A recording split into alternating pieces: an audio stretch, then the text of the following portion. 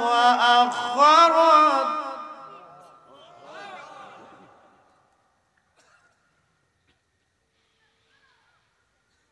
يا أيها الإنسان ما غرك بربك الكريم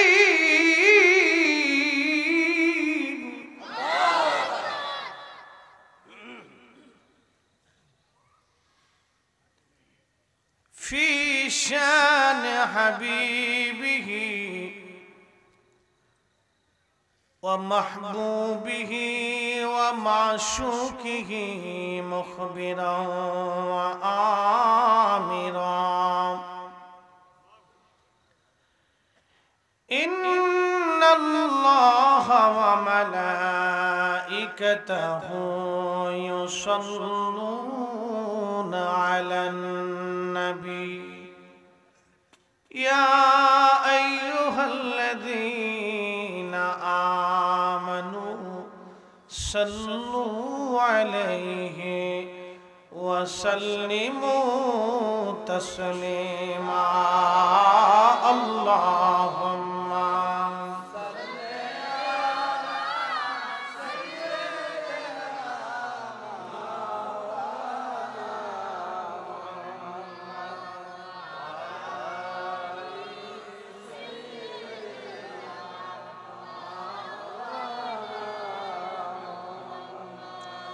যখন তোমার ডাক পড়িবে এবারে ঘর সারিতে আপন পোশাক খুলে খুলে সাদা কাফন পরাইবে আল্লাহুম্মা মাশাআল্লাহ مولانا محمد وعلى آله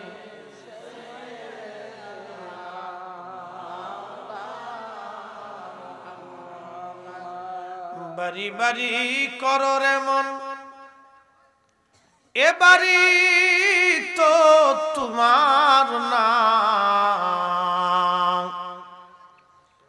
যেই বাড়িতে শুইবারে মন কবর তাহার ঠিকানা আল্লাহুম্মা মাশাআল্লাহ মাশাআল্লাহ আল্লাহু আকবার আলা আলি সাইয়্যিদিনা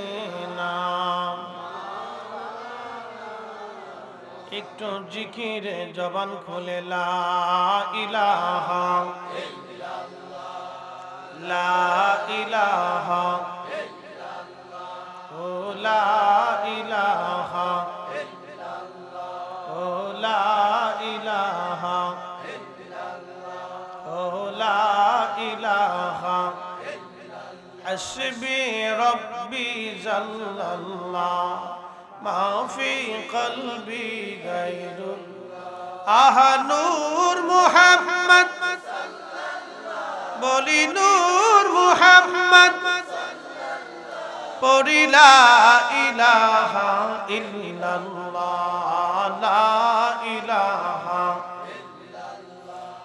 لا إله الله الله الله الله الله Allah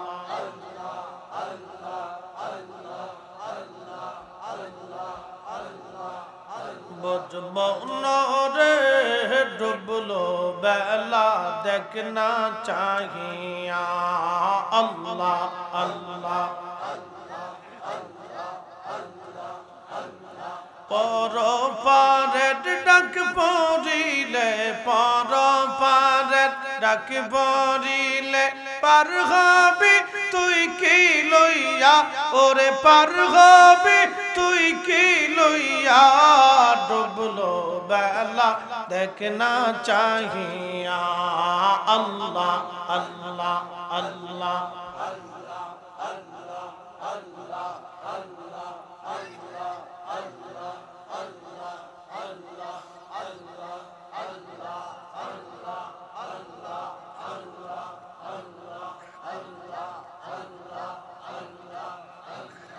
সাদের জীবন হেলে হেলে শেষ হইতে চলিলা নামাজ রোজা জিকির ফিকির কিছুই নাহি হইল রং তামাশায় দিন কাটাইলা রং তামাশায় দিন কাটাইলা আল্লাহর তালাশ করলা না ডুবলো বেলা দেখনা চাহিয়া আল্লাহ আল্লাহ আল্লাহ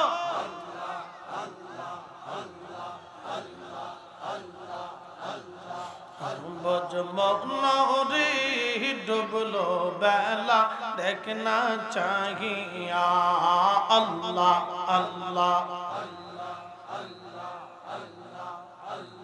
নবীর কালেমা নামাজ রোজা পথের সম্বল করিয়া সামনে চল রে অবুঝ মন রে আল্লাহ আল্লাহ বলিয়া আল্লাহ বিনে নাই রে উপায় নবী বিনে নাই রে গতি দেখ শুনি মন ভাবিয়া ডুবলো বেলা দেখনা চাহিয়া আল্লাহ আল্লাহ আল্লাহ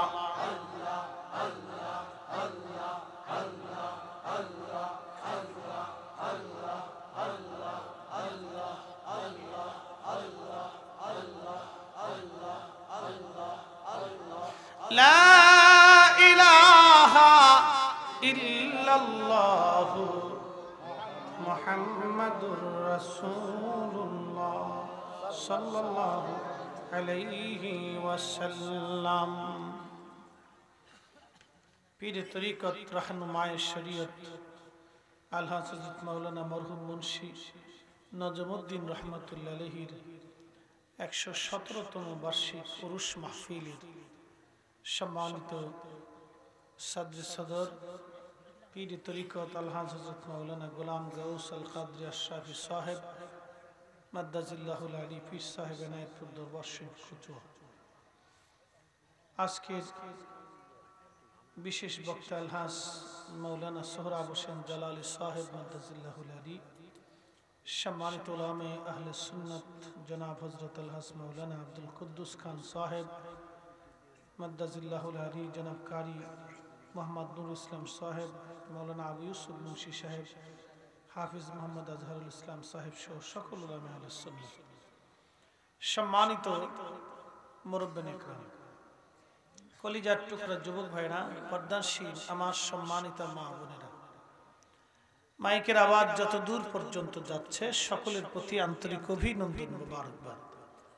শুকর এবং সুজুদ ও মালিকের আসমানে, যে মালিক আমাকে আর আপনাকে অসংখ্য মানুষের ভিড়ে সুস্থ রেখেছেন, অনেক অন্ধ মানুষের ভিড়ে আল্লাহ চক্ষু ওয়ালা করে রেখেছেন, অনেক মস্তিষ্ক বিকৃত মানুষের ভিড়ে আমাদেরকে জ্ঞানবান করে রেখেছেন, অনেক প্রতিবন্ধী মানুষের ভিড়ে আল্লাহ আপনাকে সুস্থ এবং ভালো রেখেছেন।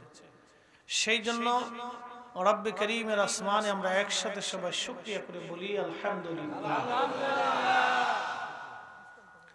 শুকর এবং সুজুদ ও মালিকের আসমানে, যে মালিক আপনাকে আর আমাকে এমন একজন নবীর উম্মাহ করলেন, এমন একজন নবীর অনুসারী করলেন, যিনার লকব ইমামুল মুরসালিন, 1,24,000 নবী আলাইহিমুস সালাম যেভাবে আছে সেভাবে থাকে, 1,24,000 নবী আলাইহিমুস সালাম গণের ইমাম। এই যেভাবে ছিল এইভাবে রাখো, ঘোরাঘুরি দরকার নেই। 1,24,000 নবী আলাইহিমুস সালাম, আবার বললাম যেভাবে আছে সেইভাবে রাখো, ঘোরানোর দরকার নেই। আল্লাহ 1,24,000 নবী রাসূলগণের ইমাম হিসেবে আল্লাহ তার রাসূলকে নির্বাচিত করেছেন। আল্লাহ রাব্বুল আলামিন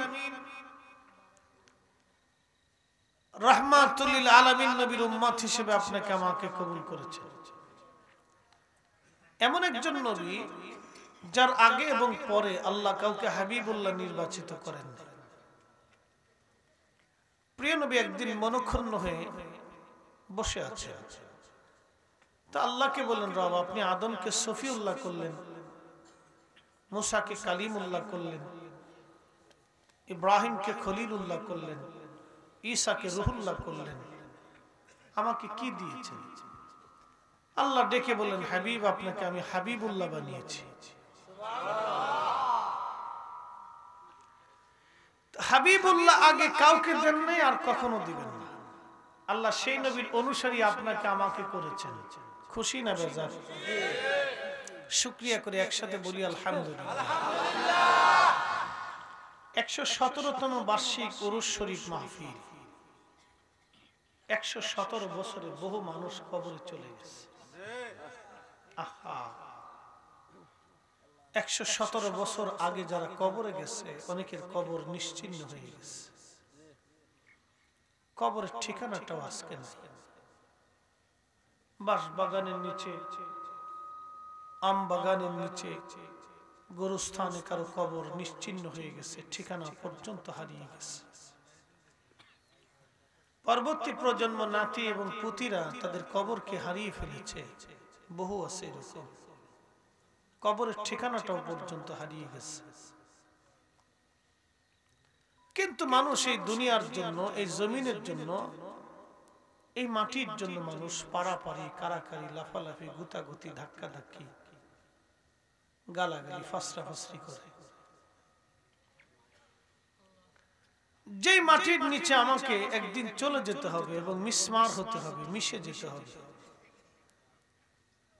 যে মাটির এক অংশ আমার জন্য বরাদ্দ আর থাকবে না, 3.5 হাতের জন্যই যথেষ্ট হবে, সে মাটির জন্য আমরা ঝগড়া করি,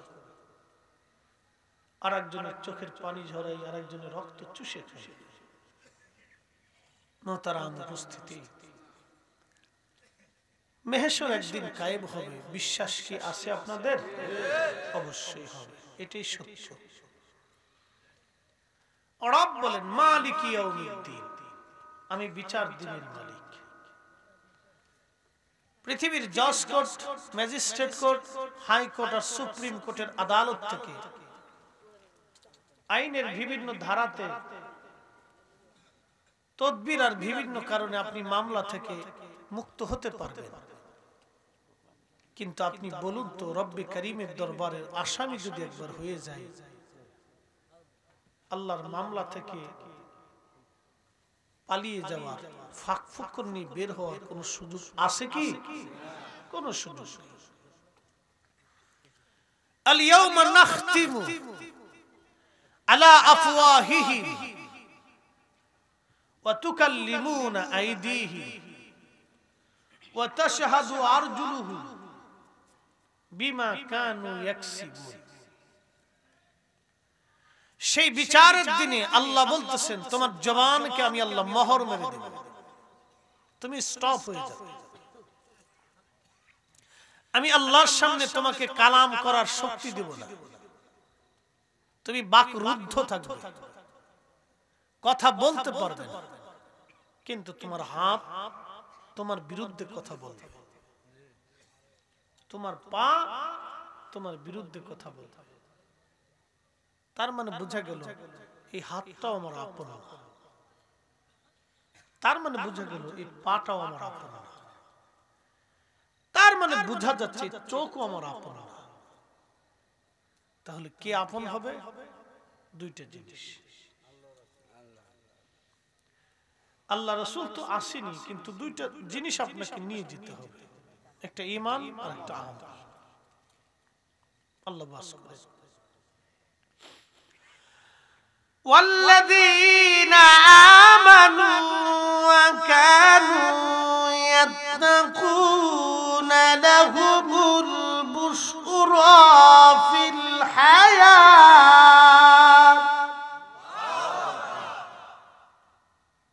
والذين آمنوا, যারা ঈমান আনছে, وكانوا يتقون, মুত্তাকি হয়েছে। অ্যাটেনশন, রাত গভীর, জুমার রোজা, মা কবর থেকে প্রতীক্ষায় বসে আছে, খোকা মাহফিলে গেছে, বুঝি আমার জন্য কিছু পাঠাবে। রাত গভীর, বাবা কবরের উপরে বসে আছে, রুহু কবরের উপরে বসে আছে। খুকা মাহফিলে গেছে, বুঝি কিছু পাঠাবে, কিন্তু খুকা তো চারপাশ দিয়ে লটপটি চটপটি কিনে বাড়ি চলে গেছে। এরকম বহু খুকা এই মাহফিলের লটপটি চটপটি বাদাম চানাচুর কিনে বাড়ি চলে গেছে। আহা, বড় আফসোস এই উম্মতের জন্য। মানুষ বুঝেও না বুঝার ভান ধরে বসে থাকে। ও মুসলমান, বহু সন্তান লটপটি চটপটি কিনে বাড়ি চলে গেছে, অথচ এই সন্তানের জন্য বাবার জীবনের 40টা বছর প্রখর রৌদ্রের তাপ সহ্য করেছে। এই সন্তানের জন্য বাবাটা সারাটা জীবনের বহু শীত, কনকনে শীতকে উপেক্ষা করেছে। এই সন্তানের জন্য এই মাটা কত রজনী নির্ঘুম কাটিয়েছে। এই সন্তানের জন্য কত রজনী মার হাত ঘুমের মধ্যেও চলেছে বাতাস দিতে দিতে। আহা, অকৃতজ্ঞ মানুষ, বড়ই অকৃতজ্ঞ মানুষ, বড়ই অকৃতজ্ঞ। বুঝে যেতে হবে। এই সন্তানের পিছনে একটা মা, একটা বাবার 40টা বছর পরিশ্রম করতে করতে রক্ত পানি হয়ে গেছে। ভালো খাইতে মন চাইছে কিন্তু খাইনি। ছেলেটা আজকে লটপটি চটপটি কিনে বাড়ি চলে গেল, বাবার জন্য হাত উঠানোর সুযোগই তার হলো না। অকৃতজ্ঞ, নাফরমান পৃথিবীটা এরকম। এই জন্য আল্লাহ বলছেন বুদ্ধিমান সে যে দুনিয়ার থেকে কবরে কিছু নিয়ে যায়। والذين آمنوا وكانوا يتقون।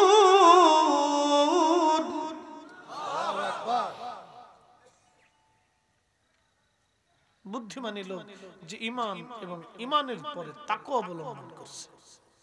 বলে তাকওয়া কি? তাকওয়া হচ্ছে আল্লাহর ভয়। আল্লাহর ভয়টা কি? আমি আপনাকে ছোট্ট উদাহরণ দিয়ে বোঝাচ্ছি আল্লাহর ভয়টা কি। পৃথিবী বিখ্যাত একজন আল্লাহর ওলি ছিলেন, তার নাম আব্দুল্লাহ ইবনে মুবারক রাহিমাহুল্লাহ। ওনার বাবার নাম ছিল মুবারক। উনি তুর্কি এক মুসলিমের গোলাম ছিলেন। আর আব্দুল্লাহ ইবনে মুবারক রাহিমাহুল্লাহ হলেন হযরত ইমামুল আযমের ছাত্র। সেই খায়রুল কুরুনের জমানার মুসলমান তারা। ও জমানার মুসলমান তাহাজ্জুদ কাজা করত না, আর এই জমানার মুসলমান নামাজই পড়ে না। তফাৎ কত বিরাট! কষ্ট হচ্ছে? কিছু সময় কি বসা যাবে ইনশাআল্লাহ? আপনি নিজের জন্য বসবেন, আমার জন্য না। আপনার নিজের জন্য বসতে হবে, নিজের জন্য বসতে হবে, আমার জন্য না। আলোচনা মেহেশরের উপরে, হাসরের মাঠ নিয়ে কথা আসতেছি, একটু অপেক্ষা করে। হাসরের মাঠেই চলে যাবো আজকে। আমাদের হাসরের মাঠটা চিনা দরকার। হাসরের মাঠের কথা তো মানুষ ভুলেই গেছে, এটা মনেই পড়ে না। হ্যাঁ সেনগুয়ার মুসলমান, কচুয়ার মুসলমান, মাইকের আওয়াজ বহু দূরে যায়। কথাগুলি শুনে যাবেন বাবা, বড় কঠিন জীবন। আব্দুল্লাহ ইবনে মুবারক কত বড় তাকওয়াবান ব্যক্তি ছিলেন। মনিব তাকে বলেন, আব্দুল মুবারক, তোমাকে তো অনেক বড় বাগানের দায়িত্ব দিলাম, এই আনারের বাগানের দায়িত্ব তুমি দেখবে। মুবারক রাহমাতুল্লাহ আলাইহি আনারের বাগান দেখেন। যুবক কিন্তু অনেক বড় আবেদ ছিলেন, সালেহ ছিলেন। যুবক কিন্তু অনেক বড় আবেদ, অনেক বড় সালেহ। নবীজি বলেন, উম্মতেরা রে, মেহশরের মাঠে 6 শ্রেণীর বান্দা আল্লাহর আরশে মুআল্লার নিচে তাদের জায়গা হয়ে যাবে। আহা, বড় কঠিন মেহশর। দুনিয়ার 50,000 বছর এক জায়গা করলে যত বড় হবে, হাসরের মাঠ একদিন হবে তত বড়, একটা দিন হবে তত বড়। কত দুনিয়ার ধনী রাজা মহারাজা সেই দিন মেহশরের মাঠে থর থর থর থর করে কাঁপতে থাকবে আল্লাহর আদালতের সামনে দাঁড়িয়ে। দুনিয়ায় যাদের জুলুমের শিকার হয়ে মানুষের চোখের পানি ঝরেছিল, দুনিয়ায় যাদের নাম শুনে পৃথিবীর মানুষগুলি থরথর থরথর করে কাঁপত, আজ তারা আল্লাহর আদালতের সামনে থরথর করে কাঁপতেছে। তারা জানে মালিক ইয়াউমিদ্দিনের দরবারে আর কোনো নিস্তার হবে না। আজকে ঢাল নাই, তলোয়ার নাই, পাহারাদার নাই, প্রহরী নাই, ডানে কেউ নাই, বামে কেউ নাই, সামনেও নাই, পিছেও নাই, সব রব্বে কারীমের দরবারে দাঁড়ানো, কাপড় চুপড় নাই, উলঙ্গ। একটা দুইটা বছর না বাজান, লক্ষ লক্ষ বছর পার হবে। হাই হাই, কত কঠিন, একটু চিন্তা করবেন কি হাজার হাজার বছর পার হয়ে যাবে। দুনিয়ার 50,000 বছর এক জায়গা করলে যত বিরাট, মেহেশরের একটা দিন হবে তত বড়। সেই দিনের হাজার হাজার বছর পার হবে, রব্বে কারীম বিচারই শুরু করবেন না তিনি। অনেক বড় কঠিন জায়গা হাসরের মাঠ, অনেক বড় কঠিন জায়গা। আল্লাহ, কি করে বুঝাবো আমি? এটা যদি মাঝে মধ্যে চিন্তা করলে শরীরের পশমগুলি খাড়ায় যায়, শিহরে উঠে। কি হবে সেই দিন আমাদের? কি উপায় আমাদের সেই দিন হবে? কি মুসিবত আমাদের সেই দিন দাঁড়িয়ে যাবে? আম্মা জান আয়েশা এই দৃশ্যের কথা শোনার পরে কেঁদে ফেললেন। জিজ্ঞেস করলেন, ইয়া রাসূলুল্লাহ, আমাদের হালত কি হবে? নবীজি বলেন, আয়েশা রে, তোমাদের দিকে তাকানোর মতো সুযোগ মেহেশরের মানুষ খুঁজে পাবে না। তুমি আয়েশার দিকে তাকাবে, এই সুযোগটাই মানুষের হবে না। তুমি আয়েশার দিকে তাকাবে, এই সুযোগটাই মানুষের জীবনে হবে না। এত কঠিন জায়গা। ছোট্ট করে একটা ঘটনা শোনাই। পদ্মা নদীর মধ্যে লঞ্চ ডুবে গেল। এই লঞ্চটা ডুবে যাওয়ার পরে বহু মানুষ লঞ্চের পানির ভিতরে ডুবে মারা গেল। পদ্মা সেতু হওয়ার কয়েক বছর আগে এক যুবক মধ্যবয়স্ক 40 বছর মাঝে মধ্যে হুঁশ হয়, আবার বেহুশ হয়, আবার হুঁশ হয়। কেঁদে কেঁদে বলে, আমার জীবনের সব হারাইছি, কিছুই আমার নাই, সব হারিয়েছি, কেউ নাই আমার, সব আমি হারিয়ে ফেলছি। সাংবাদিকরা বলল, বন্ধু, কে কে মারা গেছে আপনি কি বলবেন? লোকটা কেঁদে দিয়ে বলল, সাংবাদিক, জীবনের যা ছিল সব পদ্মায় হারিয়েছি। আমার স্ত্রী আর দুটি সন্তানকে নিয়ে আমি ঢাকাতে ফিরছিলাম চাকরির উদ্দেশ্যে। ফিরতেছিলাম, আমার স্ত্রী আমার ডান পাশে, আমি বাম পাশে। স্ত্রী কোলের মধ্যে ছেলেটা ছিল, আমার কোলের মধ্যে ছোট্ট মেয়েটাকে ধরে রেখেছিলাম। সাংবাদিক, লঞ্চটা পানির মধ্যে ডুবে গেল। পদ্মা নদীর পানি বড় ঘোলা হয়, প্রচন্ড স্রোত হয় পদ্মার ভিতরে। লোকটি কেঁদে কেঁদে বলে, সাংবাদিক, যখন পদ্মা নদীর মধ্যে লঞ্চটা ডুবে গেল, আমি বাম হাত দিয়ে জানালা ধরেছিলাম লঞ্চ থেকে বের হওয়ার জন্য। ছোট্ট কলেজার টুকরা মেয়েটি ডান হাত দিয়ে বুকের মধ্যে ধরেছিলাম। 30 সেকেন্ড সময়ের মধ্যে আমাকে সিদ্ধান্ত নিতে হবে। আমার বিবেকের সঙ্গে আমি যুদ্ধ শুরু করলাম। এই সময় আমি কি বাচ্চাটাকে ধরে রাখবো না ছেড়ে দিব? যদি ধরে রাখি আমি মারা যাব, ছেড়ে দিলে আমি বের হয়ে আসবো, কিন্তু বাচ্চা মারা যাবে। একটু চিন্তা করেন তো, একটা বাবার জন্য কত কঠিন পরীক্ষা চলতেছে।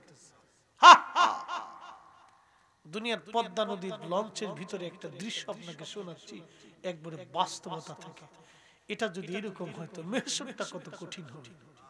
আল্লাহু আকবার, আল্লাহু আকবার। পদ্মা নদীর ভিতরে, পানির ভিতরে, লঞ্চের মধ্যে আল্লাহর বান্দা বিবেকের সাথে যুদ্ধ করতেছে। যদি মেয়েটাকে ছেড়ে দেই তাহলে আমি বেঁচে যাব, মেয়েটাকে ধরে রাখলে আমিও মরবো, মেয়েটাও মারা যাবে। সাংবাদিক জীবনের সাথে যুদ্ধ করতে যে আমি হেরে গেলাম, বিবেকের কাছেও আমি হেরে গেলাম। নিজের জীবনের দিকে তাকায়া কলিজার টুকরা সন্তানটাকে পদ্মা নদীর লঞ্চের মধ্যে ছেড়ে দিয়ে আমি চলে আসছি।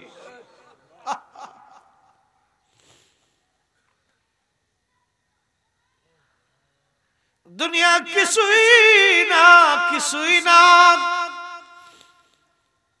করোনার সময় বহু বাবা কবরে চলে গেছে, সন্তান লাশের পাশেও আসে নাই। বহু মা কবরে গেছে, সন্তানটা মার পাশে আসে নাই। যদি করোনায় ধরে, যদি করোনায় ধরে, যদি করোনায় ধরে। কিন্তু আপনি জানেন ওই কঠিন মুসিবতে কবরের জিন্দেগিতে যিনি আপনার আপন হবে তিনি নবী, তিনি নবী, তিনি নবী, তিনি নবী। বন্ধুরে, গোলামি করলে নবীর গোলামি করে যাও, ইত্তেবা করলে নবীর ইত্তেবা করে যাও, ভালোবাসলে নবীকে ভালোবেসে যাও, জীবন গড়লে নবীর জন্য করে যাও, আদর্শ নিয়ে নবীর আদর্শ নিয়ে যাও। এটাই হলো বুদ্ধিমানের কাজ। কথা বলেন ঠিক কিনা? আমি জানি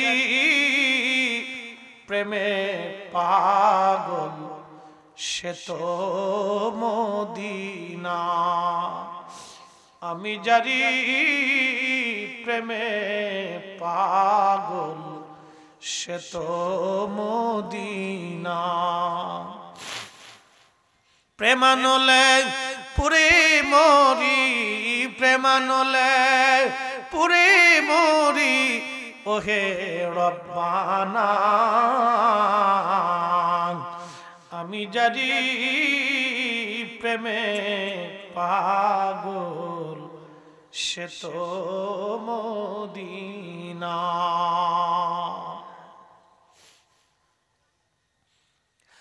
আমার দেশে যারা সুদ খায়, ঘুষ খায়, মানুষ ঠকায়, মানুষের হকগুলি মেরে মেরে খায়, ও মুসলমান, এইগুলি করে করে সন্তানের জন্য বিরাট বড় জমি জমি জমি জমি যারা করেছে, সন্তানের জন্য বিরাট বড় বাড়ি বাড়ি বাড়ি যারা করেছে, কঠিন হাসরের ময়দানে আল্লাহ পাক বান্দা যখন মামলার আসামি বাম হাতে আমলনামা আল্লাহ দিয়ে বললেন যাও জাহান্নামে চলে যাও, আল্লাহর বান্দা বলবে হে রব একটু সুযোগ আপনি কি দিবেন? বলো বান্দা কি চাও? আল্লাহ তো মেহেরবান, বলো বান্দা কি চাও?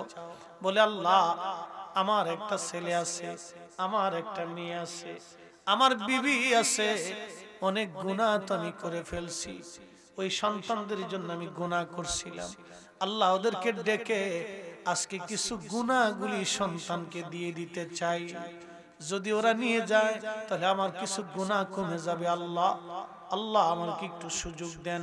আল্লাহ বলেন দিলাম, ডাকো। কঠিন মেহশরে আল্লাহ ডাক দিবে, আব্দুর রহিমের বেটা আব্দুল করিম, লাব্বাইক ইয়া রাব্বুল আলামিন। দৌড়ে আসবে আল্লাহর বান্দা, বাবা ডাক দিবে সন্তান রে, তোমার সুখের জন্য আমি সারা জীবন পরিশ্রম করেছি, কত নামাজ আমি ছেড়েছি, কত রোজা আমি রাখা বন্ধ করেছি, কত জনের মাথায় বাড়ি দিয়ে তোমার জন্য জমি জমা করে আহা বিরাট বড় বাড়ি গাড়ি সুখের জন্য রেখে আসছি, ছেলেরে আজকে আমি মামলার আসামি, অনেক গুনাহ আমার জমা হয়ে গেছে, কিছু গুনাহগুলি নিয়ে তুমি আমার গুনাহগুলি হালকা করে দাও, আমার কিছু গুনাহ তোমার জিম্মাদারিতে নিয়ে যাও। ছেলেটা ডাক দিয়ে বলবে বাবা সন্তান হিসেবে দায়িত্ব ছিল আপনি আমার ভরণ পোষণ দিবেন, কিন্তু হালালে না হারামে ওটা আমার সাবজেক্ট ছিল না, ওটা আমার বিষয় ছিল না আব্বাজান, আজকে আপনি আল্লাহর দরবারে মামলার আসামি, আপনার কর্মের কিত ফল আপনি পেয়ে গেছেন, অতএব আপনার গুনাহের জিম্মাদারি আমি ছেলে হিসেবে নেব না। আমার নিজের চিন্তায় বড় পেরেশান হয়ে আছি, চলে যান, আজকে আপনার কোন গুনার জিম্মাদারি আমি নেব না। এটাই বাস্তব, এটাই সত্য। বুদ্ধিমানরা কখনোই হারাম করে নিজের সন্তানের জন্য জমি করে যাবে না। বাস্তবতা থেকে বলতেছি, এটাই হবে। এরপরে যদি কারো মন চায় তো খাবেন, অসুবিধা নেই। যদি মন চায় আপনি অন্যের জমি দখল করবেন তো করবেন, যদি মন চায় তো অন্যের সম্পদ আপনি নিয়ে নেবেন তো নিবেন। মালিক ইয়াউমিদ্দিন, হাসরের মাঠ কায়েম হবে একদিন। হে মুসলমান, আল্লাহ বলবে বান্দা তোমার আর কেউ আছে বলে আমার মেয়েটাকে ডাকি, ডাকো মেয়েটাকে। সেই দিন মেয়েটাকে ডাকা হবে রে। মেয়েটাকে ডাকার পরে মেয়েটাকে বলা হবে মা, সুখের জন্য আমি বাবা সারা জীবন পরিশ্রম করেছি, সারা জীবন করেছি, হালালে হারামে জীবন গঠন করেছি, হালালে হারামে হালালে হারামে মারে তোর সুখের জন্য জীবনের একটা জীবন পরিশ্রম আমি করে তোমাদের মুখে হাসি ফুটে আসছে রে মা। মামলার আসামি হয়ে গেছি, আল্লাহর দরবারে আসামি। কিছু গুনাহ তুমি নিয়ে আমার গুনাহ হালকা করে দাও। মেয়েটা ডাক দিবে আব্বা জান, এই সুযোগ আমার হাতে নাই, নিজেই বড় পেরেশানির মধ্যে আছি। সন্তান হিসেবে আপনার কাছ থেকে পাইতাম, হালাল হারাম ওটা আমার বিষয় ছিল না।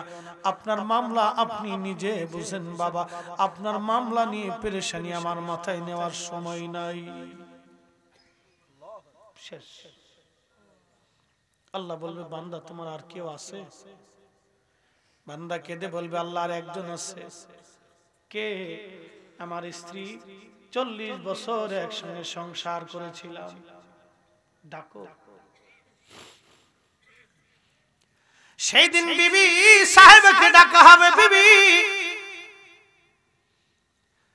যেই বিবির মুখের হাসির জন্য আপনি মাকে ধমক দিয়েছেন, হ্যাঁ যুবক বুঝে যাও আজকে।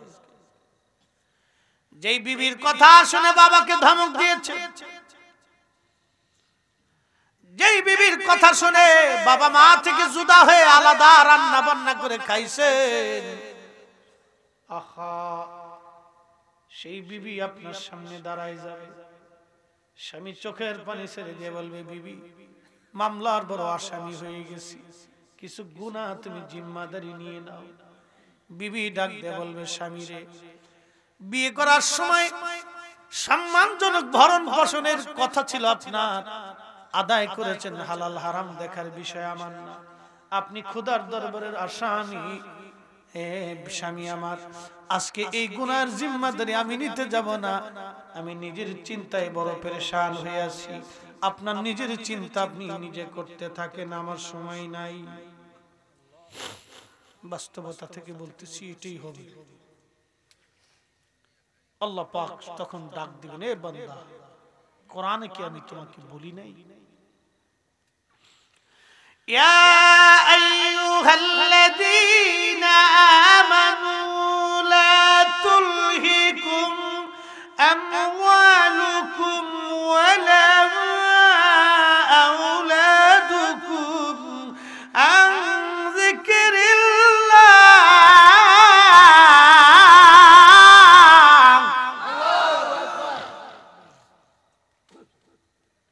ইয়া আইয়ুহাল্লাযীনা আমানু, ঈমানদার, তোমাকে কি আমি বলি নাই সন্তানের প্রেমে পড়ে, সম্পদের মোহে পড়ে, আন যিকরিল্লাহ, আমি খোদার জিকির থেকে তুমি গাফিল হইও না। জিকির আরবি শব্দ, এর বাংলা অর্থ হলো স্মরণ। নামাজ আল্লাহর স্মরণ, রোজা আল্লাহর স্মরণ, হজ আল্লাহর স্মরণ, যাকাত আল্লাহর স্মরণ, তাসবিহ আল্লাহর স্মরণ, কোরআন তেলাওয়াত আল্লাহর স্মরণ, দোয়া আল্লাহর স্মরণ, মাহফিল আল্লাহর স্মরণ, তাহাজ্জুদ আল্লাহর স্মরণ, মিলাদ মাহফিল দুরুদ আল্লাহর স্মরণ। এই স্মরণ, হালাল হারাম বেঁচে চলা আল্লাহর স্মরণ। আল্লাহর যত বিধান আছে মেনে চলো, এটা আল্লাহর শরত। নবীর তরিকা মেনে চলো, আল্লাহর শরত। ও বান্দা, সম্পদের মোহে পড়ে, সন্তানের প্রেমে পড়ে তুমি আমার জিকির থেকে দূরে সরে যাও না। মুয়াজ্জিন আযান দিল হাইয়া আলাস সালাহ, আপনি তখনও দোকান বন্ধ করেন নাই। মুয়াজ্জিন আযান দিল হাইয়া আলাল ফালাহ, আপনি তখনও হালুটি বন্ধ করেন নাই। মুয়াজ্জিন আযান দিল হাইয়া আলাস সালাহ, তখন আপনি ধান কাটা বন্ধ করেন নাই। মুয়াজ্জিন আযান দিল হাইয়া আলাল ফালাহ, তখন আপনি নামাজের কাতারে আসেন নাই। মুয়াজ্জিন আযান দিল হাইয়া আলাস সালাহ, তখন আপনি আল্লাহর জিকিরের কাতারে বসেন নাই। ও আল্লাহ ডাক দিয়ে বলেন, বান্দা তুমি দুনিয়ার মোহে পড়ে, সন্তানের প্রেমে পড়ে আমি আল্লাহর জিকির থেকে তুমি গাফেল হয় না। যদি হয়ে যাও, আমাইয়াফআল যালিকা ফাউলাইকা হুমুল খাসিরুন, তুমি ক্ষতিগ্রস্ত হবা, ক্ষতিগ্রস্ত হবা, ক্ষতিগ্রস্ত হবা। তুমি এমন ক্ষতিগ্রস্ত হবা বান্দা, এই ক্ষতি আর পুষাইতে পারবা না। ওই মাহশরের মাঠে সন্তান জুদা হবে, সন্তান জুদা হয়ে যাবে, বিবিও জুদা হয়ে যাবে। আল্লাহর বান্দা দাঁড়ায় দাঁড়ায় কাঁদতে থাকবে। আল্লাহ বলবেন, ও বান্দা তোমার আর কেউ কি আছে? আল্লাহর বান্দা বলবে, প্রাণের সন্তান জুদা হয়ে গেল, প্রাণের বিবি জুদা হয়ে গেল, আর কেউ আমার আপন নাই, কে আমার গুনার জিম্মাদারি নেবে? আল্লাহ বলবেন, বান্দা যাও, আমি আল্লাহ বড় ইনসাফ করনেওয়ালা, আজকে তোমার ঠিকানা জাহান্নাম, তুমি তোমার জাহান্নামে তোমার আবাসে চলে যাও। হো মুসলমান, এটাই সত্য। অতএব অনুরোধ করে যাব, সন্তানের মোহে পড়ে কচু শাক দিয়ে খাওয়া, শুধু ডাল ভাত দিয়ে খান, কিন্তু অন্যের সম্পদ নষ্ট করে ওর জন্য গরুর গোশ কিনে খাওয়ান না। এটা আপনার জন্য দোয়া করবে না। পৃথিবীতে বহু হারাম হারাম খাদ্য দিয়ে বহু বাবা তার সন্তানকে লালন করছে, কিন্তু বাবার মরার পরে সন্তান কবরের পাশে যায় না। কি কথা বলেন না কেন? এটাই বাস্তব। আমার আব্বাজানকে দেখতাম, বলতো যে না খেয়ে থাকবে, কচু শাক খাওয়াবো সন্তানকে, তো হারাম খাওয়াবো, কচু শাক খেয়ে থাকে তো হারাম খাওয়াবো, না হলে না খেয়ে থাকে শুধু লবণ ভাত খাবে, তো আমার বাচ্চাদেরকে হারাম খাওয়াবো না। হ্যাঁ মুসলমান, খুবই মনোযোগ দিয়ে শুনে যাবেন বাজার। আমার মার চরিত্র কিরকম ছিল, না খেয়ে থাকে তো হারাম খাইতাম।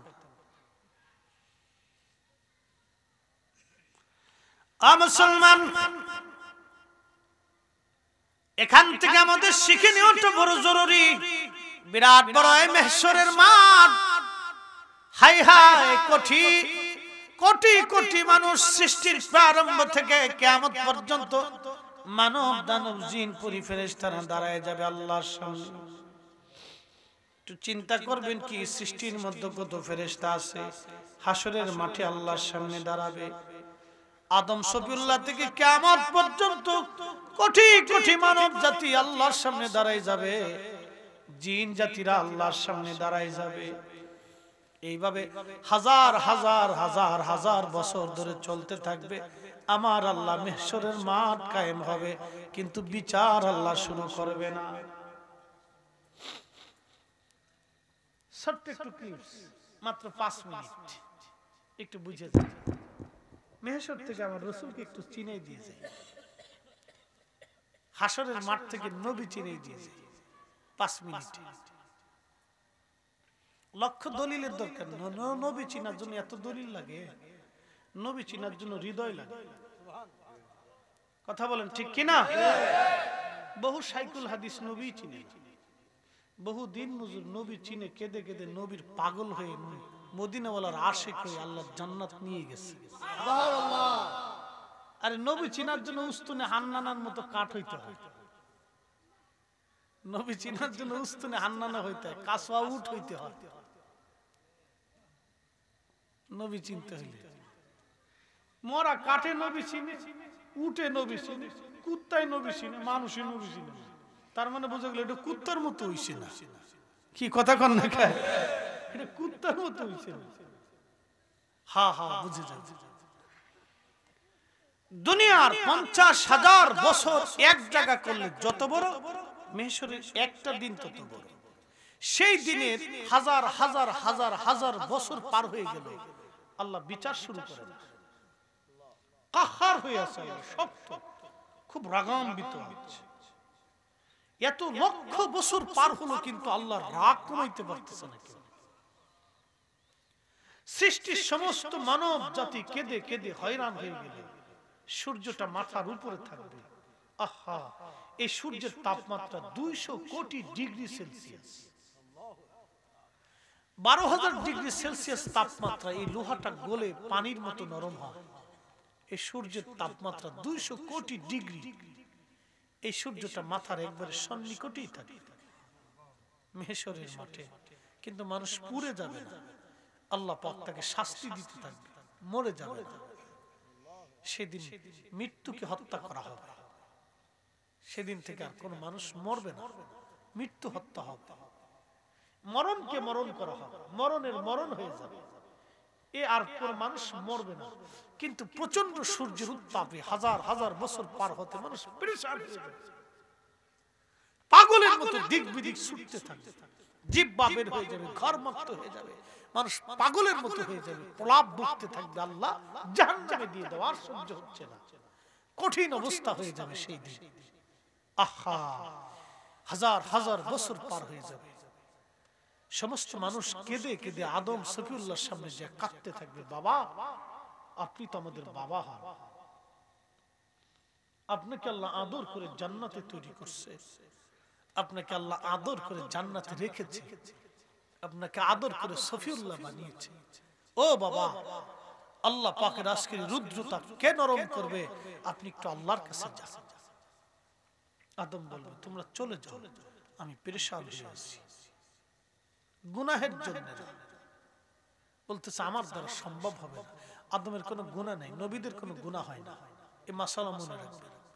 অনেকে এই ওয়াজ করতে যাবে, নবীদেরকে গুনাহগার বানায় ফেলে। অনেক বক্তা আছে ওয়াজ করতে যায়, তাল বেতাল ঠিক তাই না, তেমন করে ওয়াজ করলে বুঝি একবারে সারা হয়ে গেল। নবীদের কোনো গুনাহ নেই, গুনাহের জন্য পেরেশান হবে না। পেরেশানটা হলো আল্লাহ পাকের সামনে আমি কি করে দাঁড়াবো? আল্লাহ রুদ্রমূর্তি হয়ে গেছে, আল্লাহ কাহার হয়ে গেছে, আমার পক্ষে আজকে আল্লাহকে নরম করা সম্ভব না। তোমরা অন্য কারো কাছে যাও। দৌড়ে মানুষ হযরত নূহ নবীর কাছে আসবে, আপনি তো শরীয়তের পিতা ছিলেন, আপনি একটু যান না। নূহ আলাইহিস সালাম বলবে, না আমার দ্বারা সম্ভব না, অন্য কারো কাছে চলে যাও। দৌড়াইয়ে ইব্রাহিম খলিলুল্লাহর কাছে যাবে। আপনাকে তো আল্লাহ খলিল বানিয়েছে, ইব্রাহিম আপনি একটু আল্লাহর কাছে যান। ইব্রাহিম আলাইহিস সালাম বলবেন, না আমি পেরেশান আছি, যাও অন্য কারো কাছে। দৌড়ে মুসা আলাইহিস সালামের কাছে আসবে, দাউদের কাছে আসবে, একই কথা বলে দিবে। মুসা নবী একই কথা বলবে, যাও যাও, আমি নিজেই পেরেশানির মধ্যে আছি, আজ হবে না। সবাই দৌড়াই ঈসা রুহুল্লাহর কাছে আসবে। ঈসা আলাইহিস সালাম বুদ্ধি দিয়া বলবে, ও হাসরবাসী, কোন নবীর কাছে গেলে আজ আর কাজ হবে না, না ফেরেশতা জিন না নবী রাসূল, কারো কাছে গেলে কাজ হবে না। তোমরা যাও, আমি যেই নবীর উম্মত হয়েছিলাম, আখিরি নবী রাহমাতুল লিল আলামিনের দরওয়াজা। জাস্ট মিনিট, নবী চিনে যাবে। হাজার হাজার বছর পার হল, আল্লাহ মেহেশর কায়েম করলেন বটে, বিচার শুরু করলেন। হাজার হাজার বছর চলে গেল, আল্লাহ কাহারিয়াত নরম হলো না। মেহেশরবাসী পাগলের মতো হয়ে গেল, আল্লাহর দয়া লাগলো না। সৃষ্টির মানব দানব ফেরেশতা জিনরা পেরেশান হয়ে গেল, আল্লাহর কাছে মায়া লাগলো না। যখন মেহেশরবাসী নবীর দরবারে দৌড়ায় যাবে, আবু বকর কাঁদবে, মারহাবা কোন কে কাঁদবে আবু বকর নবীর সামনে যা কাঁদবে ওমর কাঁদবে উসমান কাঁদবে আলী কাঁদবে তালহা কাঁদবে জুবাইর কাঁদবে হাসান হুসেন কাঁদবে ফাতেমা কাঁদবে সাহাবীরা কাঁদবে ওলিরা কাঁদবে ইমাম আজম কাঁদবে ইমাম মালিক কাঁদবে হাম্বলি কাঁদবে শাফি কাঁদবে হুজুর গাউসে পাক কাঁদবে খাজা বাবা কাঁদবে বাহাউদ্দিন বুখারী কাঁদবে মুজাদ্দাল হুসাইনি কাঁদবে শাহজালাল কাঁদবে নিজামউদ্দিন কাঁদবে কুতুবউদ্দিন কাঁদবে ওলিরা কাঁদতে থাকবে নবীজি ডাক দিবে তোমাদের হইছে কি বলি ইয়া রাসূলুল্লাহ কষ্টে আছি দাঁড়াও উম্মতের কান্না নবীর আর সহ্য হবে না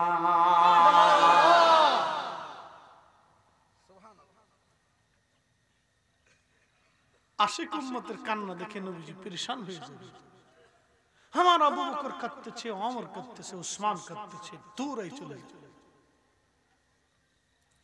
হাজার হাজার বছর পার হইছে আল্লাহরে কেউ নরম করতে পারে না আল্লাহর আরশে আল্লাহর সামনে যে রাসূল করিম সিজদা করে যাবে সুবহানাল্লাহ হয়নি আরো জোরে বলেন আল্লাহু আকবার ও নবী কত দামি নবী দেখেন নবী কত কমলিওয়ালা নবী দেখেন নবী কত বড় পার কর্ণ বলা দেখেন সিজদার মধ্যে পড়ে যাবে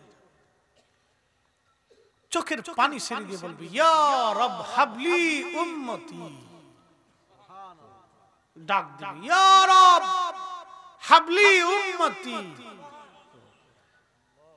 আর আমার দেশে বুকে হাত বেঁধে নামাজ পড়ে একদল আছে হেতারা নবী নিজের চিন্তায় কাঁদবে চিন্তা করতে পারছেন কুত্তারে খাওয়ালে বেশি সওয়াব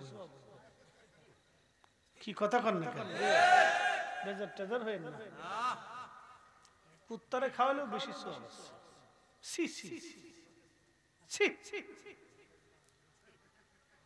এগুলোর উম্মত কয় কেন কোন মালের প্রোডাক্ট চিন্তা করতে পারছেন একবারে ইহুদিদের প্রোডাক্ট কথা বুঝে বাড়ি যাওয়াটা জরুরি নবীজি বলবে ইয়া রব হাবলি উম্মতি আল্লাহ আমার উম্মত গুনাহ করে ফেলছে সুবহানাল্লাহ আল্লাহ আমার উম্মতের উপায় কি আল্লাহ পাক ডাক দিবে হাবিব মাথা উঠান আল্লাহু আকবার হাবিব মাথা উঠান নবী মাথা উঠায় না আরো কাঁদে ইয়া রব হাবলি উম্মতি আল্লাহ ডাক দে হাবিব মাথা উঠান নবী উঠায় না হাবিব মাথা উঠান নবী উঠায় না কাঁদে ও বন্ধু মেহশর কায়েম করছি সিজদায় পড়ে কাঁদার জন্য না আমি আল্লাহ কোরআনে ওয়াদা করেছিলাম আসা আইয়াবআসাকা রাব্বুকা মাকামান মাহমুদা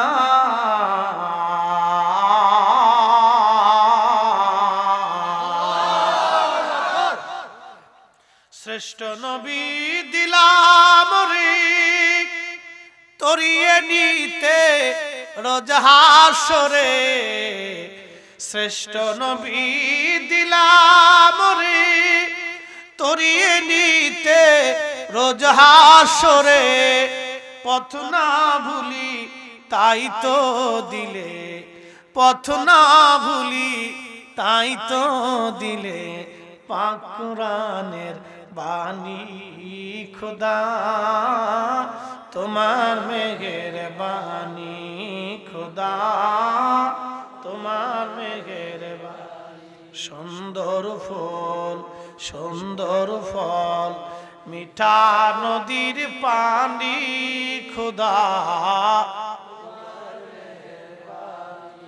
তুমি কতই দিলে রতন ভাই বাড়াদার পুত্র স্বজন তুমি কতই দিলে রতন ভাই বাড়াদার পুত্র স্বজন ক্ষুধা পেলে অন্ন যোগাও ক্ষুধা পেলে অন্ন যোগাও মানি চাই না মানি খোদা সুন্দর ফল সুন্দর ফল, মিঠা নদীর পানি খুদা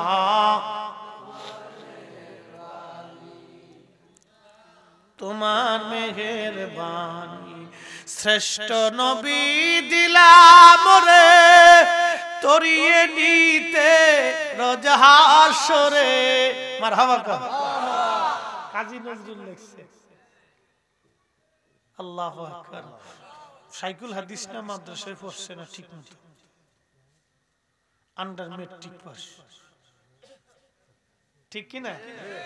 মেট্রিক কিন্তু আন্ডারটা, কিন্তু তার জীবনীর উপরে, তার সাহিত্য গ্রন্থ প্রবন্ধের উপরে থিসিস করতে হয়। এরপরে এমফিল করিয়া আপনার পিএইচডি করিয়া নামের আগে ডক্টর শব্দ লেখে। মেধা জ্ঞান এটা আল্লাহর পক্ষ থেকে আসে, ঠিক কিনা? লেখাপড়া করলে যদি বুদ্ধিমান হইতো তাহলে ডারউইনে বড় বুদ্ধিমান হইতো। ডারউইন হেতাই কইছে মানুষের আগে বানরা ছিল, বানর থেকে মানুষ হইছে। মানে দুনিয়ার সমস্ত মানুষে বানর বানায় লাইছে। হেতার আহলের মধ্যে কুত্তায় মুইতে দিছে।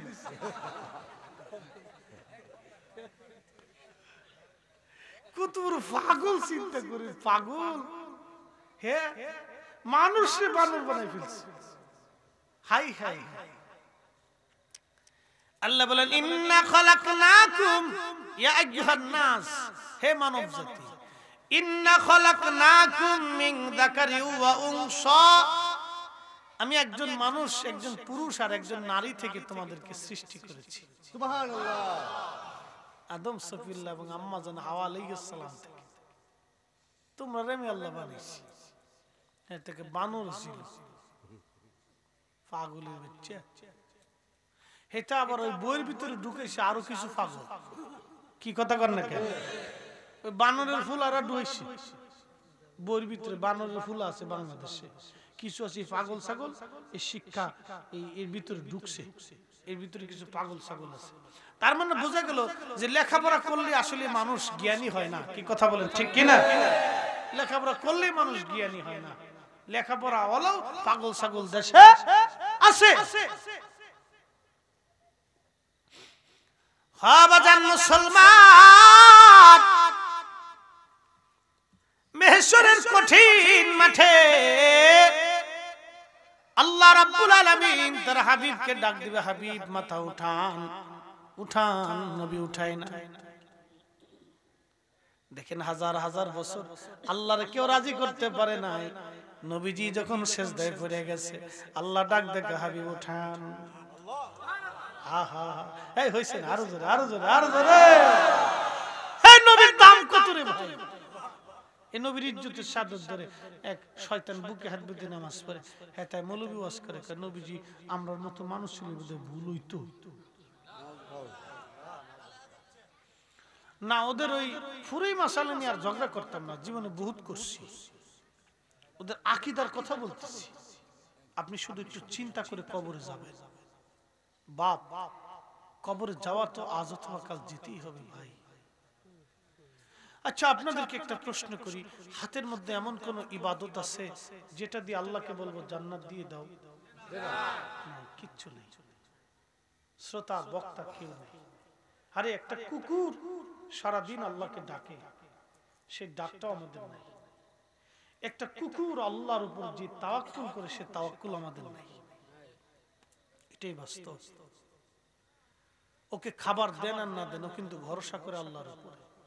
সারাদিন ক্ষুধার্ত থাকে, ঘুরঘুর ঘুরঘুর ঘুরঘুর করে ঘুরে বেড়ায় খাবারের আশায়, আল্লাহর উপর ভরসা করে। আমরা মানুষ, আমাদের ঘরের মধ্যে আগামী দিনের খাবার আছে, 6 মাসের আছে, 6 বছরের খাবার আছে। তারপর আমরা চিন্তা করি কারে আইকালে বাস দিন। কি কথা কর না কেন? কারে বাসটা দিন, এটা চিন্তা করি। প্রত্যেক দিন 1 কেজি চাল হলে মানুষের জীবনের খাবার হয়ে যায়। 1 কেজি চাল একজনের জন্য যথেষ্ট, বেশি 1 কেজি লাগে না। তো 365 কেজি লাগে বছরে, তাহলে 60 বছরে কত কেজি লাগে, কয় টাকার চাল লাগে? তারপরও দেখেন মানুষ আরেকজনের জমি দখল করে, আরেকজনের টাকা মেরে দেয়। আরেকজনের এটা করে হেটা করে এটা করে। আহা, মানুষ যদি বুঝতো। ও নবীর উম্মত, এই যে আমাদের দেশে মাঝে মধ্যে চিনির দাম বাড়ে, তেলের দাম বাড়ে, শালির দাম বাড়ে, মশলার দাম বাড়ে। এই বিদেশ থেকে যেগুলি আসে এগুলি বড় বড় ব্যবসা একটা সিন্ডিকেট করে, ওরা মাল আনা বন্ধ করে দেয়। মানে এটা কি বলে, এলসি করে। হ্যাঁ, এলসি এলসি করা বন্ধ করে দেয়। বন্ধ করে দিয়ে ওরা গোডাউনে মাল স্টক করে, স্টক করে 7 দিনের জন্য একটা কৃত্রিম সংকট তৈরি করে দিয়ে ওরা চিন্তা করে যে মাল আছে হলো 500 কোটি টাকা, যদি আমরা কৃত্রিম সংকট করে দিই তাহলে কেজিতে যদি 2 টাকাও বাড়াই দিই তাহলে অন্তত 100 কোটি টাকা হাতে এসে যাবে।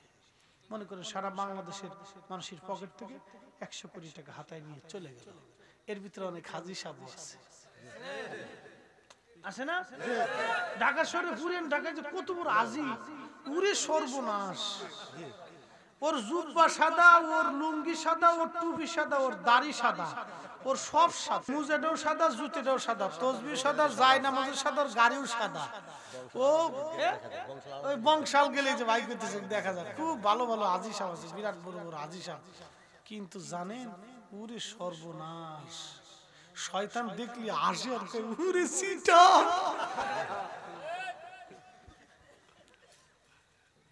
শয়তান আসে আর কই কত বড় সিটার রে তুই। এর ভিতরে আজি সাহেব আছে। আহা, এবে মেরে দিচ্ছে কোটি কোটি টাকা, রাতারাতি পকেটে চলে এসেছে কোটি কোটি টাকা। 1-2 জনের টাকা গেছে না, কিন্তু 18 কোটি মানুষের টাকা গেছে। কি কথা ঠিক কিনা? ও কাবা ঘরে যে কাবা ঘরে গিলাপ ধরে কান ধরে, আল্লাহ ব্যবসা ভালো নাই আর একটু। আহা, একজন মানুষের জীবনে কত টাকার দরকার বলেন তো? ঢাকা শহরে অনেক বড় ধনী ধনী ব্যক্তির ছেলে মেয়েরা আছে, টাকা খরচ করার জায়গা তারা খুঁজে পায় না। কোন জায়গায় টাকা খরচ করবে? টাকা খরচ করার জন্য তারা ড্যান্স ক্লাবে যায়, টাকা খরচ করার জন্য তারা বার হাউসে যায়, টাকা খরচ করার জন্য তারা সিঙ্গাপুর যায়, টাকা খরচ করার জন্য আমেরিকা যায়, টাকা খরচ করার জন্য ইউরোপে যায়, টাকা খরচ করার জন্য তুরস্কে যায়, টাকা খরচ করার জন্য কানাডা যায়, টাকা খরচ করার জন্য বিনোদন কেন্দ্রগুলি ঘুরে ঘুরে ঘুরে ঘুরে বেড়ায়। কিন্তু আমার দেশের কত গরিব মা টাকার অভাবে ওষুধ কিনতে পারে না। আমার দেশের কত গরিব মা টাকার জন্য ভালো খাইতে পারে না। আমার দেশের কত গরিব মা টাকার জন্য বাবার চিকিৎসা হতে পারে না, দুঃখে দুঃখে মারা যায়। ওরা টাকা খরচ করার জায়গা পায় না, কিন্তু আমার দেশের গরিব মানুষ টাকার অভাবে ওষুধ কিনতে পারে না। ও ওরা টাকা খরচ করার বলে জায়গা খুঁজে পায় না, অথচ কত মা টাকার অভাবে ওষুধ কিনতে পারে না। কি করে বুঝাবেন বলেন তো আপনি? ভাই মাহফিলগুলিতে কারা আসে জানেন? এই যারা আসে তারা হলো মধ্যবিত্ত গরিব মানুষ। এই শিল্পপতির ফুলারা মাহফিলে বসে না, এরা চিন্তা করে আমি যে বমু আমার একটা ক্রেডিট আছে না। কি কথা কর না কেন? হ্যাঁ, তার দুনিয়ার ক্রেডিট তালাশ করে আমার ক্রেডিট আছে না, আমার কি প্রধান অতিথি করছে না? এই ক্রেডিটের জন্য মাহফিল আসে না। মাহফিলে বসে মধ্যবিত্ত গরিব শ্রেণীর মানুষেরা, হ্যাঁ, গ্রামের মানুষ, খেটে খাওয়া মানুষ, অধিকাংশ লোকই মাহফিলে বসে। ওই শিল্পপতির ছেলেরা মাহফিলে বসেও না, হেরা মাহফিল দেও না, হেগার কপালে নাই। আসল হলো কপালে নাই। কি কথা কন না কে? বাপে জন্ম দিয়ে গেছে, শিল্পপতি বানাই দিয়ে গেছে, কিন্তু কপালে নাই। কপালে থাকতেই, নসিবে লাগতেই। হ্যাঁ, কথাগুলি বুঝে এটা জরুরি। আল্লাহর নবী সন্তান মধ্যে পড়ে ডাক দিবে, ইয়া রাব হাবলি উম্মতি উম্মতি উম্মতি উম্মতি। আল্লাহ ডাক দিবে হাবিব মাথা উঠা, আর আপনি কাঁদবেন না গো নবী, উঠান মাথা, আর কাঁদবেন না। কাদার জন্য মেহশর কায়েম করি নাই গো নবী, কি চান জান নবীজি? উম্মতের যন্ত্রণায় আপনি কাঁদেন, উম্মতের মায়ায় কাঁদেন। হুজুর আপনি যান, আপনাকে মাকামে মাহমুদ ওয়ালা বানাই দিলাম, আপনাকে আজকে হাউজে কাউসার ওয়ালা বানাই দিলাম, আপনাকে সুপারিশ করনে ওয়ালা বানাই দিলাম, আপনাকে জান্নাত ওয়ালা বানাই দিলাম, আপনাকে মিজান ওয়ালা বানাই দিলাম, ফুলসিরাত ওয়ালা বানাই দিলাম, হামদের পতাকা আপনার হাতে দিয়ে দিলাম, সুপারিশের পতাকা আপনাকে দিলাম। যাকে খুশি, যাকে খুশি, যাকে খুশি তাকে নিয়ে আপনি নবী জান্নাতে জান্নাতে জান্নাতে চলে যান। আল্লাহু আকবার।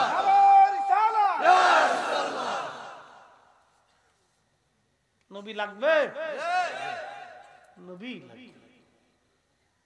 হাতের মধ্যে এমন কোন আমল নাই যেটা দিয়ে আল্লাহকে খুশি করে। আরে ইমাম মালিক 80 বছর মদিনাতে কাটিয়েছে, জুতা স্যান্ডেল পরে। ইমাম আবু হানিফা রাহমাতুল্লাহ আলাইহি 40 বছর এশার ওযু দিয়ে ফজর পড়েছে। সুবহানাল্লাহ। কলিজার ভিতরে আল্লাহর প্রতি কতটুকু ভয় থাকলে একজন ব্যক্তি 40 বছর এশার ওযু দিয়ে ফজর পড়তে পারে। সুবহানাল্লাহ। সেই মহান ব্যক্তিত্ব পর্যন্ত দরবারে মুস্তাফাতে নত জানু হয়ে থাকতেন। সেই মহান হাস্তি পর্যন্ত দরবারে মুস্তাফাতে নত জানু। একাধারে 7 দিন পর্যন্ত এই পায়খানা প্রস্রাব করে না মদিনাতে। ইমাম মালিকরে বলতেছে বিদায় দেন, মদিনার থেকে চলে যাবে। ইমাম মালিকরে বলতেছে বিদায় দেন, মদিনার থেকে চলে যাবে। তো ইমাম মালিক বলতেছে কত মানুষ মদিনাতে আসে আর আপনি চলে যাইতে চান? আমি তো একজন মানুষ, কি করে বাঁচবো বলো তো? বলে হুজুর কি হয়েছে? বলে আজকে 7 দিন হলো মদিনাতে পায়খানা প্রস্রাব করি না। বলে হুজুর খান কি? বলে 7 দিনে মাত্র 7টা খেজুর খেয়ে বেঁচে আছি। ও মুসলমান, একজন ব্যক্তির কলিজার ভিতরে কতটুকু রাসূল করিমের প্রতি তাজিম তাকরীম থাকলে 7 দিন পর্যন্ত একজন ব্যক্তি 7টা খেজুর খেয়ে বেঁচে থাকে। ইমাম মালিক রাহিমাহুল্লাহ কেঁদে ফেললেন। তো বলে তাহলে পানি খান কি?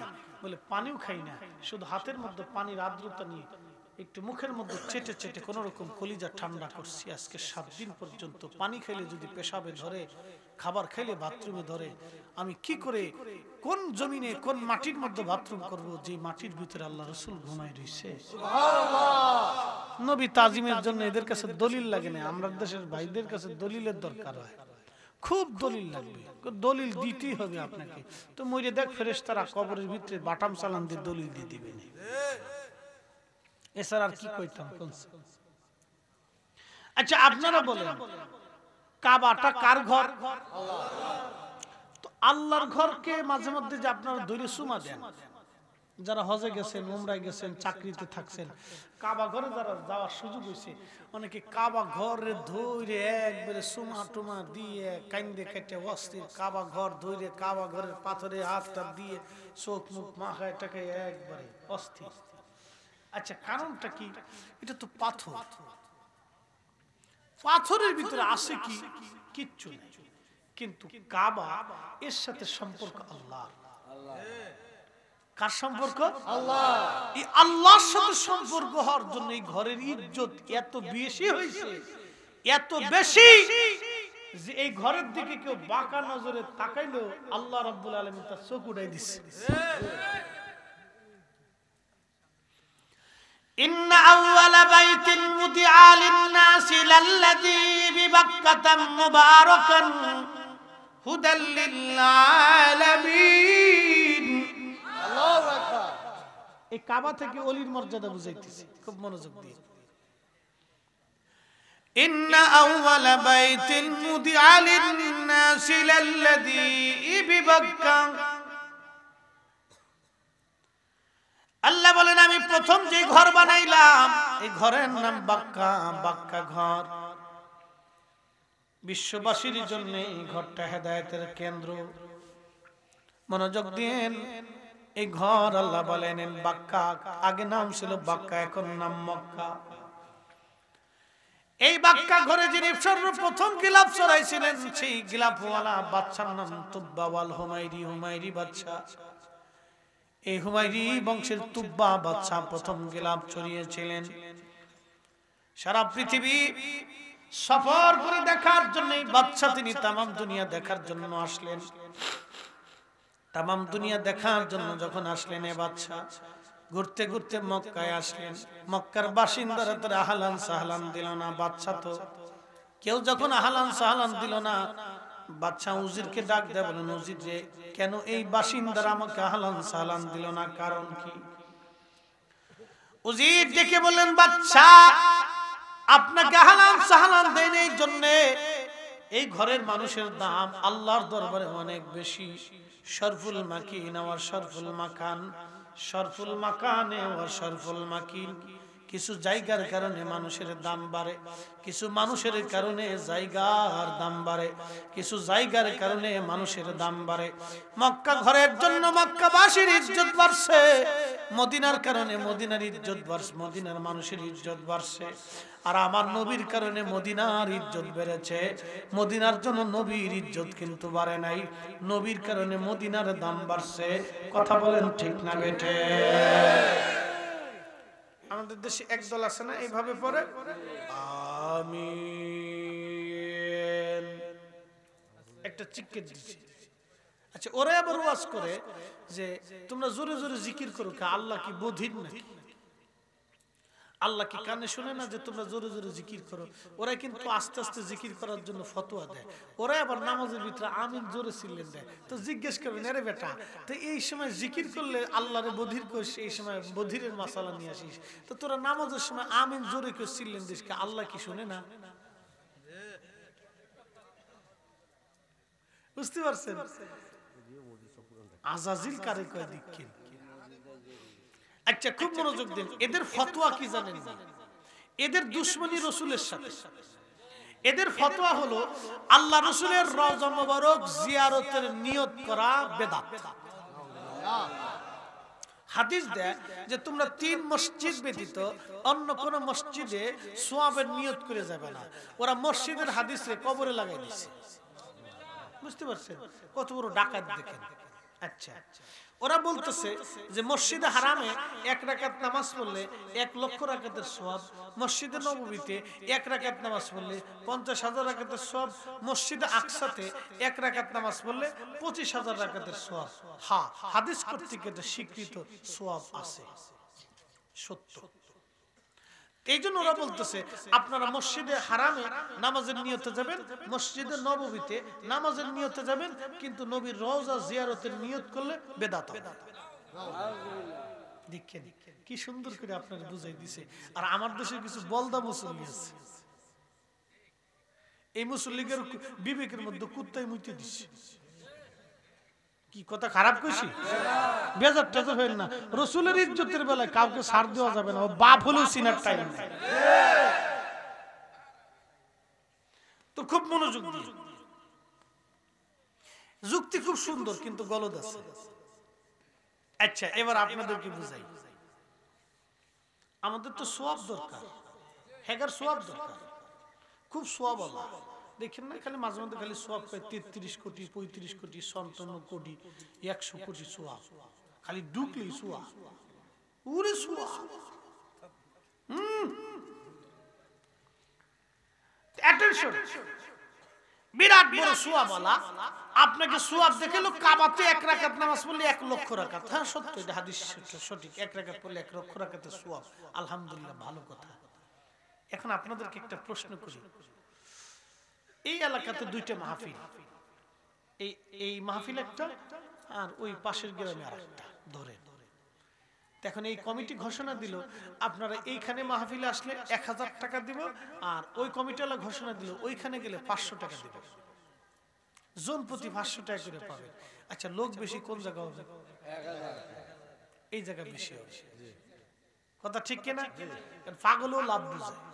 তাহলে 1000 বেশি না 500 বেশি? 1000 বেশি। আচ্ছা, মক্কায় বেশি সওয়াব নামাজ পড়লে না মদিনাতে? মক্কাতে। কারণ মক্কাতে 1 রাকাত নামাজ পড়লে 1 লক্ষ রাকাতের সওয়াব, আর মদিনাতে 1 রাকাতে 50,000 রাকাতের সওয়াব। আচ্ছা, আমার যদি সওয়াবের দরকার হয় তাহলে আমি মক্কায় নামাজ পড়লেই তো সওয়াব পাই, তো মদিনা আসার দরকার কি? কথা বুঝেন নাই? ওরা তো সওয়াবের নিয়তে যাবে, তা আমার তো সওয়াব দরকার। তো সওয়াব যদি দরকার তা আমি মক্কাতেই পাইতেছি, তো মদিনাতে যাওয়ার দরকারটা কি? মদিনাতে 200 মাইল পথ অতিক্রম করে পায়ে হেঁটে কষ্ট করে দরকার কি? আমি তো 1 লক্ষ রাখে তো সব মক্কাতে পাইতেছি, তো মদিনাতে যাওয়ার দরকারটা কি?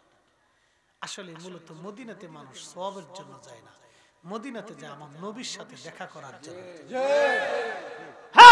চিৎকার করে বলুন ঠিক না বেঠিক? এটাই ঠিক। আগের জওয়ান বড় বড় ওলি আল্লাহরা মক্কা থেকে মদিনার দিকে রওনা করতেন পায়ে হেঁটে হেঁটে। পাগলের বাচ্চা দেশে কত জন্ম হইছে হিসাব কষে পাবেন না। আল্লাহ কোরআনে বলেন ওয়ালাউ ওয়ান্নাহুম মিযলামু আনফুসাহুম যাও যাও তুমি আমার রাসূলের বারগাহে যাও ফাস্তাগফিরুল্লাহ ওয়াস্তাগফির লাহুমুর রাসূল, যাও দরবারে মুস্তাফাতে যাও। কোরআন বলতেছে দরবারে মুস্তাফাতে যাও, এতে ফতোয়া দিতেছি বিদআত। হ্যাঁ, বুঝে কবরে যাওয়াটাই বুদ্ধিমানের কাজ। বহু মুসলমান হাসতে হাসতে জাহান্নামে চলে যাবে, বহু হাসতে হাসতে জাহান্নামে চলে যাবে। আল্লাহ পাক এই ভয়াবহ ফিতনা থেকে আমাদেরকে বাঁচাক, বলেন আমিন। জানি না কত মুসলমানের ঈমান চুরি হয়ে গেছে, আহা কত যুবকের ঈমান চুরি হয়ে গেছে, মনের অজান্তে নিজেও জানে না যে চুরি হয়ে গেছে, ও নিজেও জানে না চুরি হয়ে গেছে, নিজেও জানে না চুরি হয়ে গেছে। হ্যাঁ বাজান, কি করে বলবো আপনি বলেন তো? হ্যাঁ নবীর উম্মত, মক্কাতুল মুকাররমার কথা বলছিলাম। ওরে সর্বনাশ,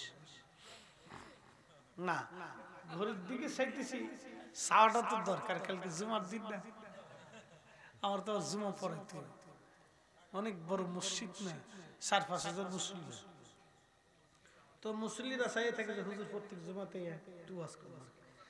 দেখ আলহামদুলিল্লাহ আমার মুসল্লিরা খুব ভালো, একবারে মসজিদে এসে সবাই এসে বুঝে যায়, শুরু করলে খালি আমার কণ্ঠটা পাইলে দৌড় দে আয়া পরে একবারে ওই হাসনাবাদ হাউজিং এর হাউজিং মসজিদ। তো খুব মনোযোগ দিয়ে তো কাবা শরীফের কথা বলছিলাম, বাক্কা এই কাবার ইজ্জতের কথা বলছিলাম। কাবা, এই কাবা প্রথম হুমায়রি বাদশা কাবার প্রান্তরে আসার পরে দেখলো একটা মানুষ তাকে হালান সাহালান দেয় না। বাদশা চিন্তা করলো ব্যাপার কি উজির? উজির বলতেছে বাদশা এই কাবার এলাকার মানুষের খুব ইজ্জত, এই জন্য এই মানুষ কারো এখানে আসলে তারা হালান সাহালান দেয় না। তো বাদশা বলতেছে তাহলে আর এই কাবা আমি রাখবো না, এটা ভেঙে ফেলে দেব। কাবা কার ঘর?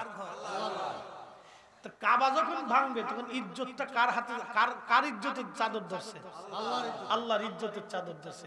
এই জন্য পৃথিবীর আমেরিকা বলেন, রাশিয়া বলেন, যত বড় বড় শক্তি আছে তারা কিন্তু কাবা পাহারা দেয়। ওরা জানে এখানে ঢিল ছুড়লে বহু আগে জাতি ধ্বংস হয়ে গেছে, এখানে আমরা ছুড়লে আমরা শেষ হয়ে যাবো। ওরা পাহারা দেয়, সারা দুনিয়ার মুসলমান ফিডে। ওরা খুব চালাক, ওরা এটার পাহারা দেয়। কাবার ইজ্জত মানে আল্লাহর ইজ্জত। যখনই কাবা ভেঙে ফেলবে নিয়ত করেছে, সাথে সাথে আসমান থেকে গজব নাজিল হয়ে গেল। বাচ্চার নাক দিয়ে রক্ত পড়ে, কান দিয়ে রক্ত পড়ে, পায়খানার রাস্তা দিয়ে আসে, প্রস্রাবের রাস্তা দিয়ে রক্ত আসে। এই রক্ত আসার পরে গন্ধ হয়ে গেল, মানুষ তার কাছে যেতে পারে না, বিরাট বড় মুশকিল। উনি 1,32,000 পদাতিক ডিভিশন, 12,000 বড় বড় হেকিম আলেমদেরকে নিয়ে রওনা হয়েছিলেন। তো তো 12,000-এর যিনি প্রধান উনি অনেক বড় বিজ্ঞ আলেম, বিজ্ঞ হাকিম, দার্শনিক। উনি রক্তগুলি পরীক্ষা করে বলেন বাচ্চা সর্বনাশ হয়ে গেছে, আপনার এই রোগ দুনিয়ার কোন রোগ না, এই রোগ আসমানি বালা, আপনার আল্লাহর পক্ষ থেকে রোগ নাজিল হয়েছে। বাচ্চা গো, দুনিয়ার কোন ঔষধি রোগ ভালো হবে না, আপনি বদনিয়ত করে ফেলেছেন, তওবা করেন, আল্লাহ ভালো করে দেবে। বাচ্চা তওবা করলো, আল্লাহ এই রোগ যদি তুমি আমারে maaf করে দাও তাহলে তোমার ঘরের উপরে আমি গিলাপ চড়াবো। মারহাবা কর। প্রথম গিলাপ চড়াইছিলেন উনি। আল্লাহ আমি গিলাপ চড়াবো তোমার ঘরের উপরে, রেশমের গিলাপ, রেশমের গিলাপ, রেশমের গিলাপ আমি চড়াবো আল্লাহ। আর এই বাসিন্দাদেরকে 60টি করে স্বর্ণ মুদ্রা আমি উপহার হাদিয়া দিয়ে যাব, আর রেশমের কাপড় আমি বাসিন্দাদেরকে দিয়ে যাব। একবার জোরে বলা যাবে কি মারহাবা। আমাদের দেশে তাবলীগ জামাতের একটা বই আছে ফাজাইল আমাল, আছে না নি? আরেকটা আছে আল মুনতাখাব হাদিস। তো এই দুইটা বইয়ের ভিতরে একটা অধ্যায় আছে ইকরামুল মুসলিম, মুসলমানদের সম্মান নিয়ে, মর্যাদা নিয়ে একটা অধ্যায় আছে। তে অধ্যায়ের ভিতরে দুইটা হাদিস আছে। হাদিসের মান হাসান, হাসান সনদের হাদিস। ইমাম তাবরানীর মুআজ্জামুল কবির থেকে হাদিস খানা আনা হয়েছে। আল্লাহর নবী একদিন কাবা শরীফের পাশে দাঁড়ায়া কাবার দিকে তাকায় বলেন, হে কাবা, তোমার দাম আল্লাহর দরবারে, তোমার হুরমত ইজ্জত আল্লাহর দরবারে অনেক বেশি, কিন্তু তোমার চাইতে একজন মুমিনে কামিল আল্লাহর ওলির ইজ্জত তোমার চাইতে আল্লাহর কাছে বেশি। না হয় না আরো যান। আমি বলি না, আল্লাহ রাসূল বলছে, আমি বলি না, আল্লাহর নবী বলেছে। ও কাবা, তোমার ইজ্জত, হুরমত, মর্যাদা আল্লাহর কাছে অনেক বেশি, কিন্তু তোমার চাইতে বেশি ইজ্জত ওয়ালা আল্লাহর ওলিরা তোমার চাইতে আল্লাহর কাছে তাদের দাম বেশি। সুবহানাল্লাহ। আচ্ছা একটা কথা বলি, জবাব দিবেন তো? সমস্ত ওলিদেরকে এক পাল্লায় দিবেন, আর আল্লাহ রাসূলের জুতা মুবারক আরেক পাল্লায় দিবেন।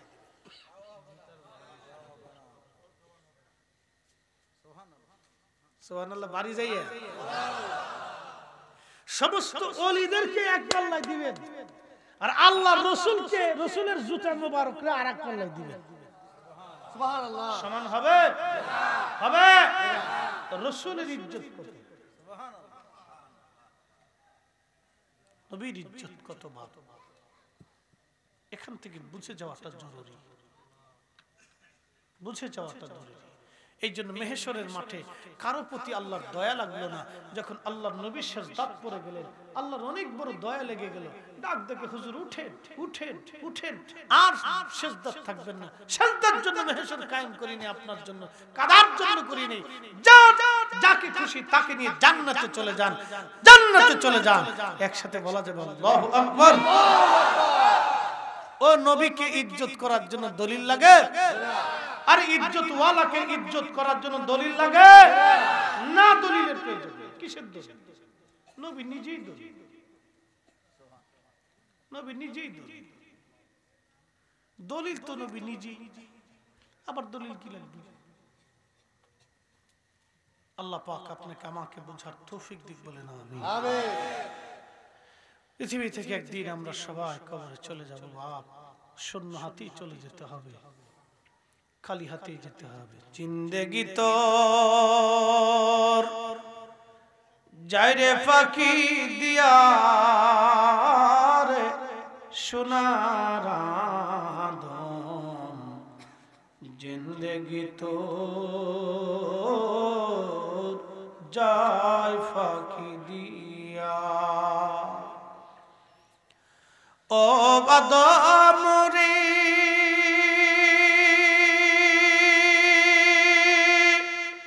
পাক ধরিয়া গেছে দাড়ি, দন্তবাসে গোটা চারি,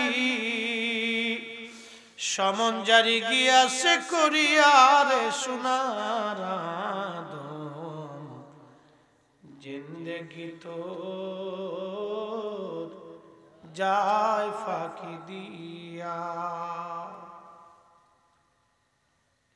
وأنفقوا مما رزقناكم من قبل أن يأتي أحدكم الموت মরণ আসার আগে তোমার অর্থ থেকে তুমি খোদার পথে ব্যয় করে যাও মরণ আসার আগে।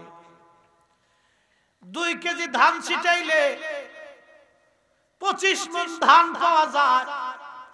2 কেজি ধানের বীজ দিয়ে 25 মণ ধান হয়।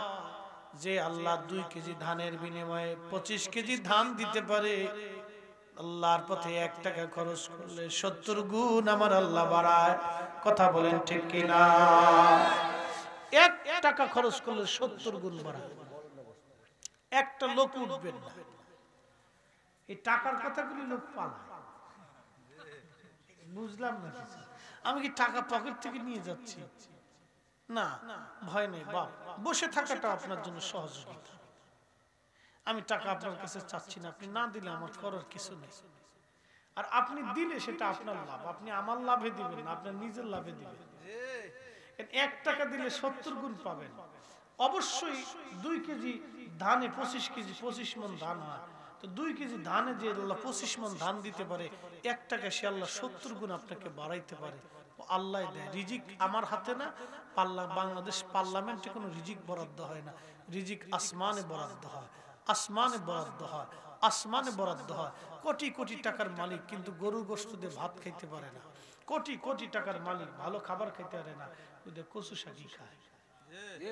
আমার এক বন্ধু ছিল, ক্লাসমেট, ওর মামা ছিল কাস্টম অফিসার। তো মামা বাড়ি গেছে, মামাই তো কামলা বেডি দিয়ে খুব সুন্দর করে ওর জন্য ভাগ্নের জন্য খাবার টাবার ইন্তজাম করছে। আর ভাগ্নে মাদ্রাসায় পড়ে, ওরা খুব ভালো করে খাওয়াইতেছে। তো মামাই বসে বসে খায়, ভাগ্নে বসে বসে খায়, মামাই কান্দে।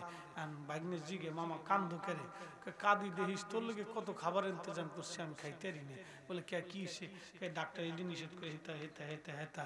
তো ভাগ্নে কয় সারা জীবন তো টেবিলের নিচ দিয়ে নিয়ে মানুষের মাথায় বাড়ি দিয়ে বিরাট বড় বাড়ি টাড়ি করছে, তো খাইতে পারলা না, দুনিয়াত খাইতে পারবা না, কবরও খাইতে পারবা না।